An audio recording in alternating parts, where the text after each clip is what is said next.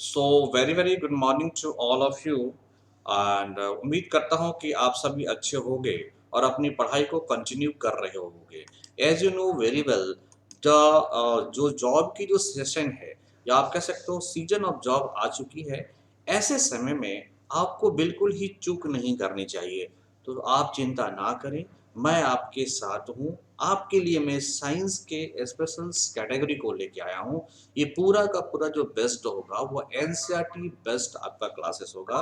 ये डियर आज हमारा क्लास 3 है। इससे पहले मैंने ऑलरेडी 2 क्लासेस दे रखा है। उस क्लासेस को आप जरूर जाइएगा, डिस्क्रिप्शन लिंक में जाके क्लासेस को आप ज्वाइन कर लीजिएगा।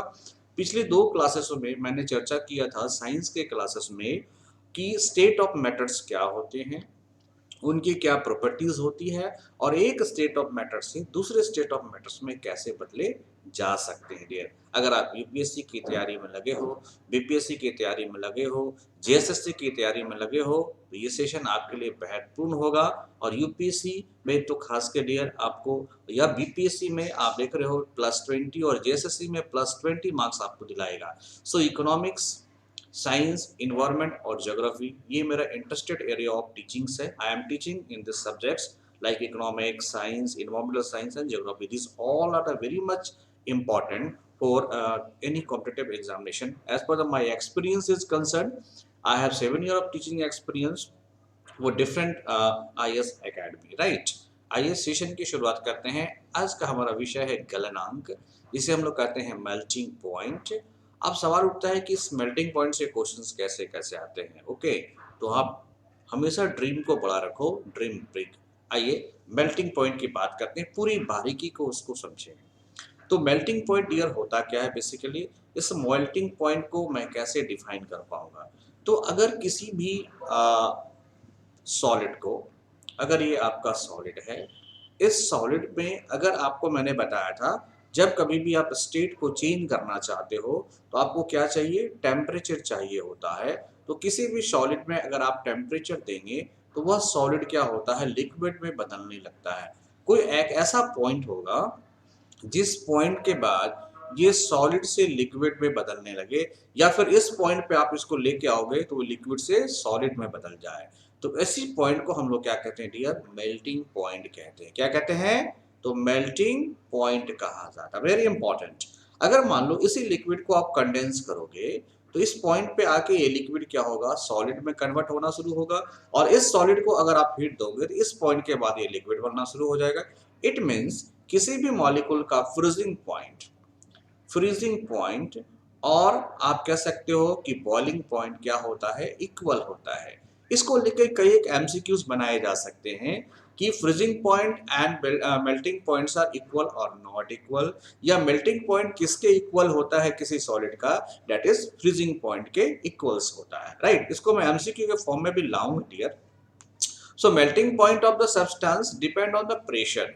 अगर बात करोगे कि ये आपने टेम्परेचर, अगर देखो अगर ये टेम्परेचर की एक्टिविटी तब तक होती रहेगी जब तक आप किसी भी एक्सटर्नल चीजों को कांस्टेंट रखते हो। अगर आपने प्रेशर को बढ़ाना शुरू कर दिया तो जाहिर सी बात है इसके मेल्टिंग पॉइंट पे प्रभाव पड़ना शुरू हो जा सकता है। इट मीन्स किसी भी पदार्थ की, किसी भी सब्सटेंस की जो मेल्टिंग पॉइंट्स होती है डायरेक्टली डिपेंड किस पे होती है, प्रेशर के ऊपर होती है। अगर आप प्रेशर देना शुरू करोगे, एटमॉस्फेरिक प्रेशर दोगे, इसके मॉलिक्यूल्स क्या हैं जो कि स्टैटिक्स एनर्जी या स्टैटिक्स एनर्जी के फॉर्म में थे वो काइनेटिक एनर्जी में कन्वर्ट नहीं होंगे और डेफिनेटली वो फिर जाकर लिक्विड में कन्वर्ट नहीं होगा। तो प्रेशर को अगर आप बढ़ा दोगे तो याद रखना मेल्टिंग पॉइंट कम हो जाता है। ये बहुत इंपॉर्टेंट है, एमसीक्यूज के सवालों में पूछने की पॉसिबिलिटीज बढ़ जाती है। सो आते हैं मेल्टिंग पॉइंट को मैंने डिफाइन किया। A melting point of a substance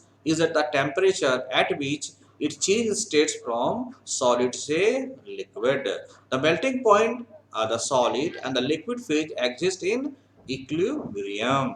okay, तो ये लिक्विड फेज और सॉलिड फेज को क्या करता है, इक्विलिब्रियम पे लाता है। आपसे क्वेश्चन पूछेगा कि किसी भी सॉलिड का लिक्विड और सॉलिड फेज जो होता है इक्विलिब्रियम पे होता है उसे क्या कहते हैं, तो उसे हम कहते हैं melting point. Means melting point पे वो इक्विलिब्रियम में रहेगा।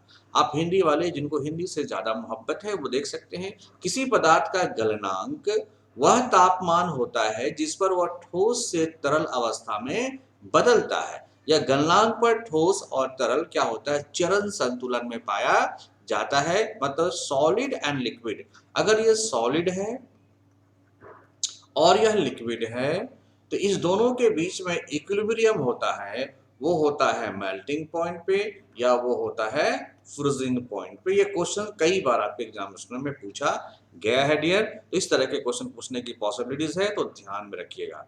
We consider as the temperature of the reverse change from liquid to solid, it refers to as the freezing point और crystallization point।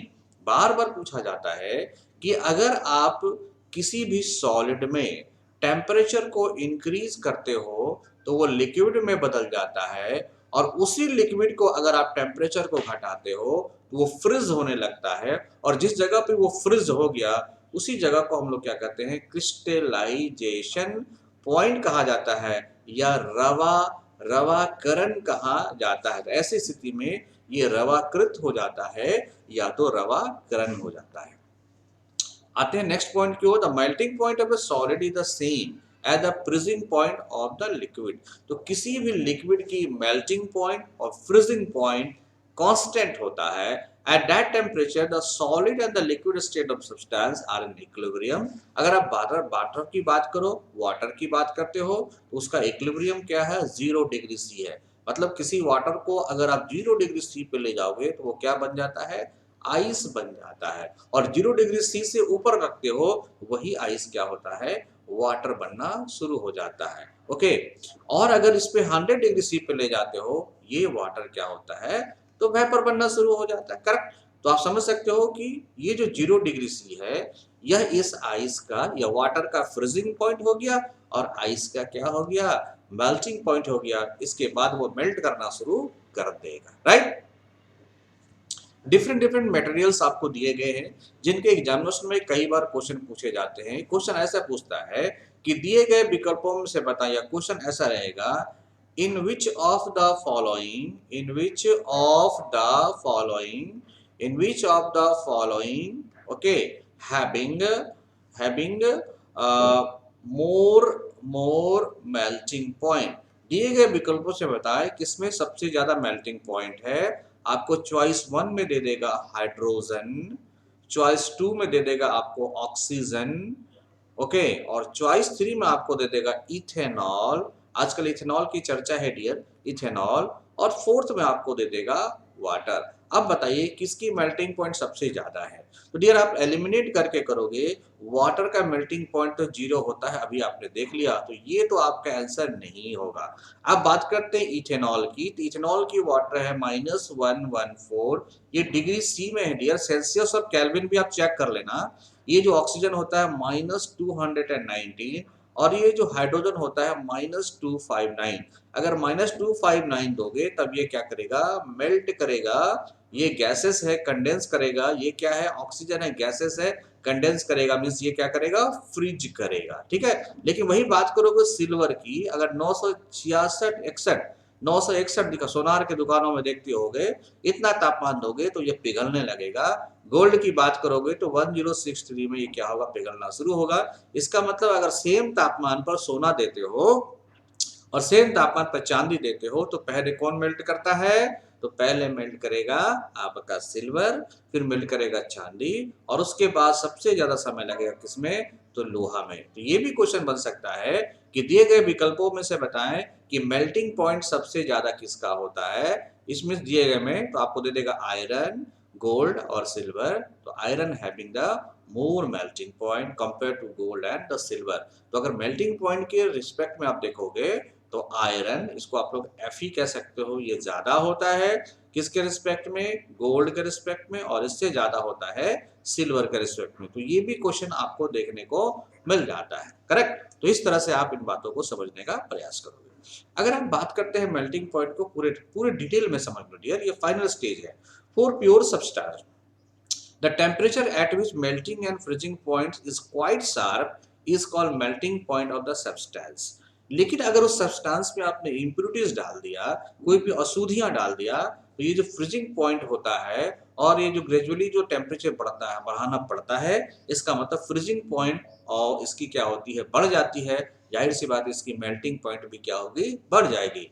तो यह एक तरीका है कि अगर आप किसी भी इम्प्योरिटीज से प्योर मेटल को निकालना चाहते हो तो आप क्या करो, उसको आप क्या करो, टेम्परेचर देना शुरू करो, तो प्योर मेटल है वो तो अपने मेल्टिंग पॉइंट पे मेल्ट करना शुरू कर देगा, और जो उसकी इम्प्योरिटीज है उसके लिए आपको टेम्परेचर अधिक बढ़ाना पड़ेगा। इस तरीके से आप उसे छांट सकते हो। या क्लियर?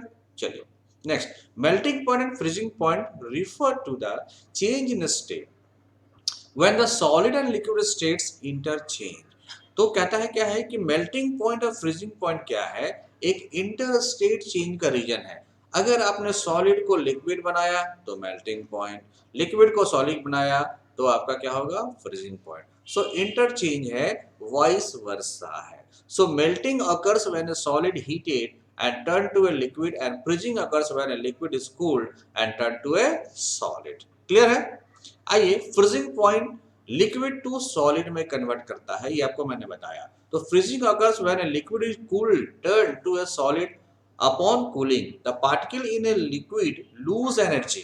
कहा जाता है कि अगर वो फ्रीज कर रहा है तो इसके बीच में जो एनर्जी होती है, मतलब ये प्लस है ये माइनस है, इसके बीच में जो अट्रैक्शन की एनर्जी होती है वो डिक्रीज करना शुरू कर देता है एंड स्टॉप मूविंग, और फिर मूव करना बंद कर देगा। और जैसे जैसे मूव करना बंद कर देगा एक जगह आके बैठने लगता है, और जब वो बैठने लगता है तो समझना हुआ क्या हो गया, सॉलिड में कन्वर्ट हो गया। Hence the melting point and freezing point of substance are the same temperature. Okay, the melting point and freezing point of substance is defined as the temperature above which the substance is liquid and below which it is solid। इसका मतलब melting point के ऊपर क्या है, liquid है, और melting point के नीचे क्या है, तो सॉलिड है। ओके, ये काफी इंपॉर्टेंट पॉइंट हो गया, और यहां से भी क्वेश्चन पूछे जाने की पॉसिबिलिटीज काफी ज्यादा है। तो आज आपने देखा मेल्टिंग पॉइंट और फ्रीजिंग पॉइंट, आपने देखा मेल्टिंग पॉइंट और फ्रीजिंग पॉइंट। ये एक ऐसा इक्विलिब्रियम पॉइंट होता है, इक्विलिब्रियम टेम्परेचर होता है, जिसपे किसी सॉलिड को अगर आप चाहते हो लिक्विड में बदलना तो इसी पॉइंट के बाद ये लिक्विडिफिकेशन होना शुरू होगा, और इसके इधर जाओगे तो सॉलिडिफिकेशन शुरू होगा। मींस मेल्टिंग पॉइंट के ऊपर जाओगे सॉलिड, नीचे जाओगे तो क्या होगा, लिक्विड। जब यह लिक्विड से सॉलिड में बदलने लगता है इसी को हम लोग क्या कहते हैं, फ्रीजिंग पॉइंट कहते हैं। हमने एग्जाम्पल से लिया था ऑक्सीजन का, जिसका क्या होता है 0 डिग्री सी मेल्टिंग पॉइंट और फ्रीजिंग पॉइंट होता है डियर। मैंने कुछ अदर एलिमेंट्स को भी लिया था, जैसे मैंने लिया था आयरन, मैंने आपको लेके लिया था सिल्वर, और मैंने लिया था आपका गोल्ड। आपको बताना है कि कौन जल्दी पिघलेगा। अब आपको एग्जामिनेशन में ये नहीं देगा कि मेल्टिंग पॉइंट क्या होता है और बॉइलिंग पॉइंट क्या होता है, क्वेश्चन सीधा ये दे देगा हु मेल्ट फर्स्ट, सीधा देगा who melt first in constant temperature. आपको दे देगा आयरन, आपको दे देगा सिल्वर, आपको दे देगा गोल्ड। तो आपको पता है डियर, सबसे पहले मेल्ट कौन करेगा, चांदी सिल्वर, फिर गोल्ड, और फिर iron. It means iron have the highest melting point then upon gold, और सबसे लोएस्ट मेल्टिंग पॉइंट किसका होगा, तो सिल्वर का होगा। ओके, ये इस तरह से क्वेश्चन भी आपको पूछे जा सकते हैं आपके एग्जामिनेशन में। क्लियर? तो अगले क्लासेस के लिए तैयार रहेगा डियर। हम लोग अगले क्लासेस में कुछ इंपॉर्टेंट प्यूरिफिकेशन प्रोसेस देखेंगे कि कैसे हम एक स्टेट एक मिक्सचर के अंदर कन्वर्शन करते हैं, जैसे condensation process, crystallisation process, filtration process, dilute filtration process को हम लोग अगले क्लासेस में चर्चा करेंगे। Thank you. तब तक के लिए मैं आपको कहूंगा कि हमारे एमिनेंट ट्यूटोरियल को सब्सक्राइब कर लें ताकि आपका एक भी लेसन मिस ना हो। Thank you.